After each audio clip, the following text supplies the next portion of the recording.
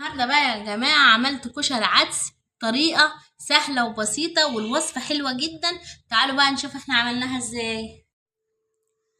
ازيكم يا جماعة، عاملين ايه؟ يا رب تكونوا بخير وحشتوني. هعمل معاكم النهاردة كشري عدس، هعمله بطريقة حلوة ومختلفة وهتعجبكم ان شاء الله. تعالوا بقى نشوف احنا هنعمل ايه مع بعض.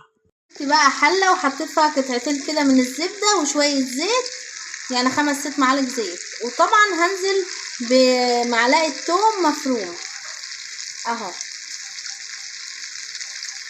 معلقة توم كده مفرومة اهوت. هقلبها كده شوية اهو،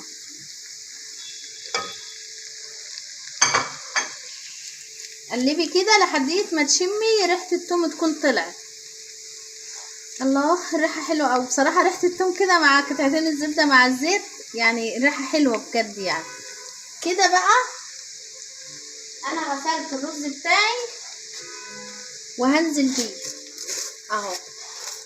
هنزل بيه الاول هو كده، طبعا على دي حسب الكمية اللي انتي حباها، يعني تعملي. انا عامله 4 كوبايات. انا بحب الكشري العدس بصراحه، بحبه. يوم ما بعمله بكتر شويه، ليه؟ بقعد بقى ايه، أو نتعشى منه او نتغدى منه او نفطر منه، يعني عادي يوم بعد. وبعدين انا يعني بحاول ان انا اعمل لكم الحاجات الاقتصادي اللي هي لحد ما، يعني مش اقتصادي قوي بس برضه مش نتكلف قوي، الظروف صعبه على الكل اهو. قلبت بقى كده الرز بتاعي زي ما انتوا شايفين في الكاميرا في التوم. طبعا الرز قلب يعني ايه، غامق سنه كده، بس هو في الكاميرا جاي فاتح شويه. الرز بتاعي بقى كده بعد ما قلبته شوحته شويه حلوين كده مع التوم والزبده والزيت. هنزل بقى، غسلت العدس بتاعي كويس وهنزل بيه اهو. هنزل برضو واقلب كده، قلبي بقى.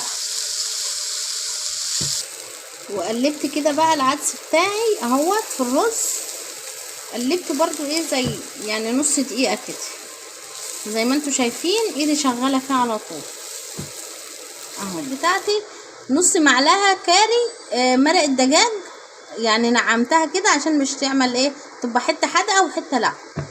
ربع معلقة كمون، معلقة ونص ملح. وهنزل كده على العدس بتاعي وهقلب كويس. قلبي كده كويس اهوت. وهنزل بقى بميه سخنه اهوت بتاعه كده وظبطته، وهغطي عليه واسيبه يستوي. 4 حبايات من الطماطم. تعالوا بقى نشوف احنا هنعمل ايه فيها. هنمسكها كده، احنا الاول هنحوش دي ماشي، البوز اللي قدامي ده هنحوشها كده، وهنقوم ماسكين حبايات الطماطم بتاعتنا وعاملينها كده تمام اهو، واحده واحده كده مع بعض.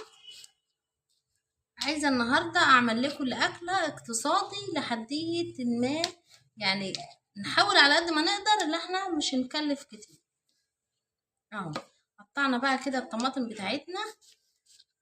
تعالوا بقى هنشوف احنا هنعمل ايه فيها. هنجيب طبق ومعلقه وهنقوم ماسكين دي كده اهوت.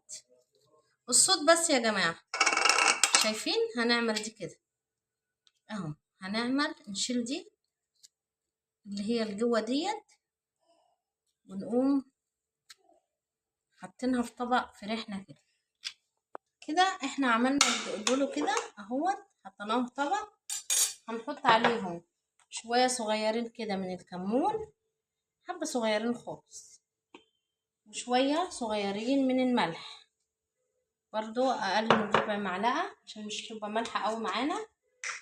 وشويه صغيرين ربع معلقه فلفل اسود تمام.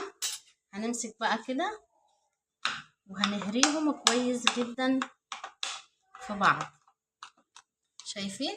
عملتها كده، تعملها بقى بالمعلقه زي ما انا قطعيها كده وتتكي جامد، او ممكن تقومي فرمها فرمه بسيطه كده في الكب. وهناخد بقى ونحط تاني في الطماطم، طعمها حلو قوي اهي.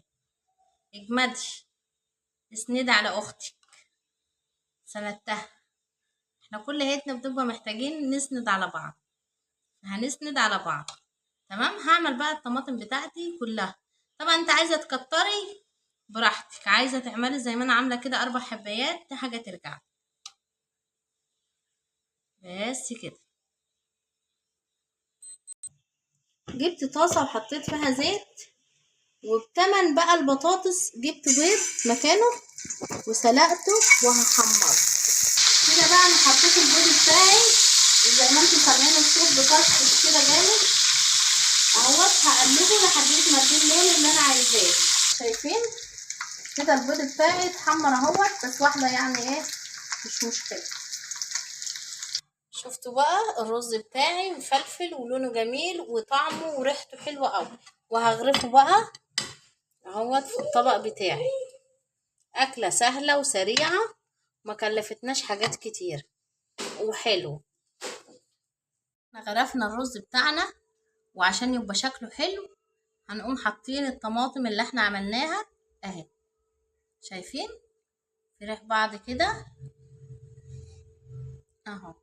بنحاول ان احنا نظبط الشكل معاكم ونخلي الاكله تكون شكلها كويس. دي اجت شويه الناحيه دي هنخليها كده اهو زي ما انتم شايفين كده. بناخد البيض بتاعنا اهوت. احنا قلنا بقى بدل ما نجيب بطاطس نعمل بيض، البيض كويس وفيه بروتين اهو. ايه رايكم بقى؟ هنزل بقى، انا جبت البيضه الاخيره وحطيتها كده قسمتها نصين. هنزل شويه كده عليهم بالصوص بتاع اللي انا محمره فيه البيض، يعني الزيت، يعني الزيت يا جماعه اهو.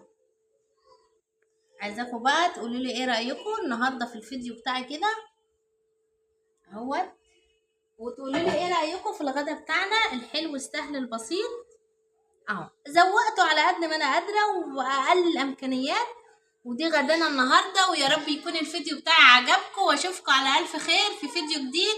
لو اول مره بتشوفوني، انا اسمي نجوى ابراهيم. مش تنسوا بقى تصلوا على النبي عليه الصلاه والسلام، مش تنسوا تعملوا لايك واشتراك للقناه وتفعلوا الجرس عشان يوصلكم مني كل جديد. اشوفكم على الف خير في فيديو جديد. مع الف سلامه، باي باي.